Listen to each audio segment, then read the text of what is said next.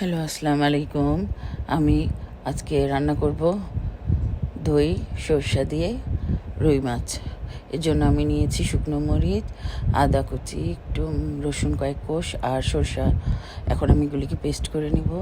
এখানে আমি কয়েক টুকরা রুই মাছ নিয়েছি। এগুলিকে হলুদ লবণ দিয়ে মেখে নিব ভালো করে, যেন ভালো করে আমার হলুদ লবণটা মাছের পুরা গায়ে লাগে। ভালো করে মেখে নিয়ে এরপর আমি মাছটাকে ভেজে নেব। আমি এর জন্য তেল বসিয়ে দিয়েছি চুলায়। এখন মাছটাকে আমি এক এক করে চুলায় দিয়ে ভেজে নেব। আপনারা যারা আমার এই ভিডিওটা দেখছেন তাদের কাছে যদি আমার রান্নাটা ভালো লেগে থাকে তাহলে অবশ্যই আমার চ্যানেলটাকে সাবস্ক্রাইব করবেন এবং অবশ্যই লাইক দিয়ে কমেন্টস করবেন। ভালো হোক মন্দ হোক যেমনই লাগে আপনাদের কাছে কমেন্টস করবেন। আপনারা কমেন্টস করলে আমি সেই অনুযায়ী আমাকে যদি কোনো কিছু পরিবর্তন করা লাগে তাহলে আমাকে চেঞ্জ করতে সুবিধা হবে। এবং আপনারা কিন্তু অবশ্যই আমার চ্যানেলের পাশে থাকবেন, আমার পাশে থাকবেন। আসলে কি মন ভালো নাই, এর জন্য ঘরে যা রান্না করছি তাই আজকে আপনাদের সাথে শেয়ার করলাম। মাছগুলিকে ভালো করে এপিট ওপিট করে ভেজে নেব। আপনারা যারা আমার চ্যানেল দেখছেন পুরো ভিডিওটা দেখে কমেন্টস করবেন। অবশ্যই আমি আপনাদেরকে গিয়েও ভালোবাসা দিয়ে আসবো সম্পূর্ণটুকু। এখন আমি মাছগুলি ভেজে নিয়েছি। একটি পাত্রে আমি তেল ও পেঁয়াজ দিয়ে পেঁয়াজটা হালকা ভেজে নিচ্ছি। হালকা ভেজে নেওয়ার পর আমি এতে বেটে রাখা আমার যে মশলাগুলি আছে ওগুলি দিয়ে দিব এক এক করে। এখানে আমি রসুন, শুকনো মরিচ আর সরিষাটা বেটে নিয়েছি। আমি কিন্তু এখানে আদাটা বাটিনি, আদাটা আমি আলাদা পেস্ট করেছি, সেটা দিয়ে দিচ্ছি। কারণ আদা যদি রসুনের সাথে আপনারা বাটেন পেস্ট করেন তাহলে সরিষাটা তেতো হয়ে যায়। তো আমি এখন এখানে একটু আধা চামচ জিরার গুঁড়ো, আধা চামচ ধনে গুঁড়ো দিয়ে মশলাটাকে ভালো করে কষিয়ে নিব নেড়ে চেড়ে। আমি এখানে একটু হলুদ গুঁড়ো দিয়ে দিব সামান্য করে, দিয়ে আমি ভালো করে মশলাটাকে ভেজে নিচ্ছি। আপনারা সবাই আমাদের বাংলাদেশের অবস্থা জানেন। আমাদের অনেক ইউটিউবার আছে বাংলাদেশে, ওনারা ঠিকমতো হয়তো ভিডিও করতে পারছে না, ভিডিও আপলোড করতে পারছে না, দেখতে পারছে না। আমাদের নেট এখনও অতটা সচল হয়নি।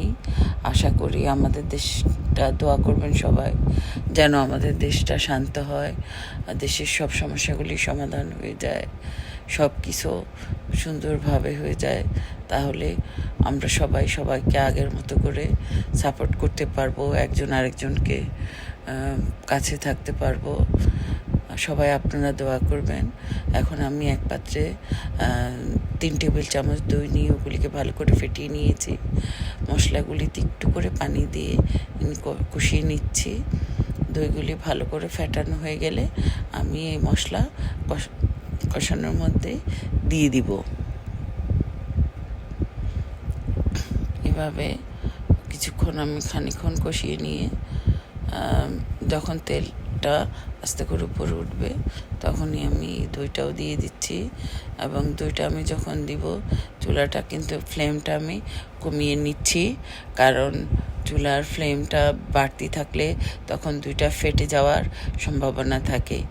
যদিও সবসময় একই রকম খাবার খেতে তো আর ভালো লাগে না, একটু ডিফারেন্ট হলে ভাল লাগে। তাই একটু দই সরিষা দিয়ে একটু অন্যরকম করে খাওয়া, এটাও সবাই খায় কম বেশি, অনেকেই খায়। কিন্তু তেল ঝালটা যেরকম আমাদের সবসময় খাওয়া হয় এই রকম কমই খাওয়া হয়।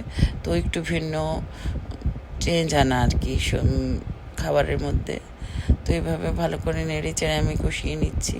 একটু ঢেকে দেব, যখন তেলটা ভরে উঠবে তখনই আমি আমার মাছগুলি এখানে পানি দিয়ে দিব। পানি দিয়ে দিলে পানিগুলি যখন ঝোলটা ভালো করে বয়েল আসবে তখনই আমি মাছটা দিয়ে দিব।